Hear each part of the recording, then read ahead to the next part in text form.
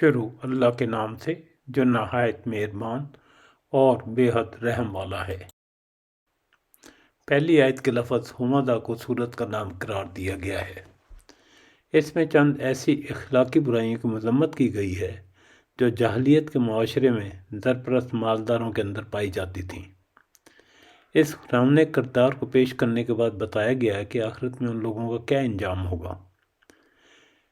اس کردار اور اس کے آخرت میں انجام کو ایسے انداز سے بیان کیا گیا ہے کہ سامع کا ذہن خود بخود اس نتیجے پر پہنچ جائے کہ اس طرح کے کردار کا یہی انجام ہونا چاہیے۔ چونکہ دنیا میں ایسے کردار پھلتے پھولتے نظر آتے ہیں، اس لیے آخرت کا برپا ہونا قطعی ناگزیر ہے۔ بڑی خرابی ہے ہر اس شخص کے لیے جو عیب ٹٹولنے والا، غیبت کرنے والا ہو، جو مال کو جمع کرتا جائے اور گنتا جائے۔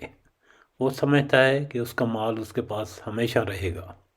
ہرگز نہیں، یہ تو ضرور توڑ پھوڑ دینے والی آگ میں پھینک دیا جائے گا۔ اور تجھے کیا معلوم کہ ایسی آگ کیا ہوگی؟ وہ اللہ تعالیٰ کی سلگائی ہوئی آگ ہوگی جو دلوں پر چڑھتی چلی جائے گی۔ وہ ان پر ہر طرف سے بند کی ہوئی ہوگی، بڑے بڑے ستونوں میں۔